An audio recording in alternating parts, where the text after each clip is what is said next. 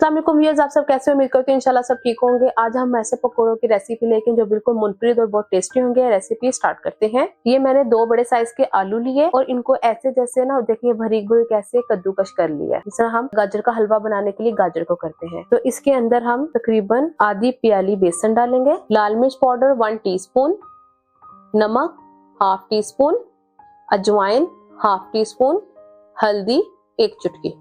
ये सब मसाले इसके अंदर चले जाएंगे। अब इनको हाथ की मदद से अच्छे से मिक्स कर लेंगे। देखिए भैया हमने मिक्सचर को अच्छे से मिक्स कर लिया है और देखिए ये इसका टेक्सचर आया है। तो अब हम क्या करेंगे, ऑयल अपना अच्छे से गर्म करने के बाद अब हम छोटा सा से बॉल बनाएंगे और इसके अंदर ऐसे डालते जाएंगे। अब हमने इसके अंदर अपना मिक्सचर डाला है। अब आपने इसको बिल्कुल नहीं हिलाना, जब तक एक तरफ से पूरा गोल्डन फ्राई कलर आ जाएगा फिर आपने इसमें चम्मच हिलाना है। अगर अभी चम्मच हिलाएंगे तो वो सारे बॉल्स हमारे टूट जाएंगे। तो चलिए 5 मिनट के लिए हम मीडियम लो आंच पे एक साइड से पका लेंगे।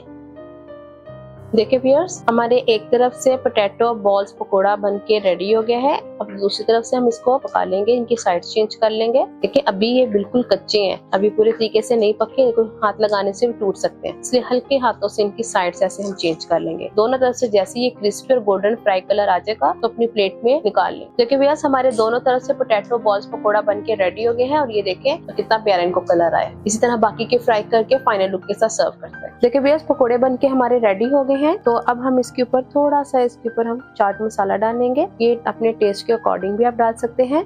देखिए भैया हमने इसके ऊपर चाट मसाला थोड़ा सा डाल दिया है। अपने टेस्ट के अकॉर्डिंग आप कम ज्यादा भी डाल सकते हैं। अपने रमजान में पार्टीज में तो जरूर एंजॉय करना। कमेंट बॉक्स में बताना आपको रेसिपी कैसी लगी। इंशाल्लाह रेसिपी के साथ हाजिर होंगी। अल्लाह हाफिज।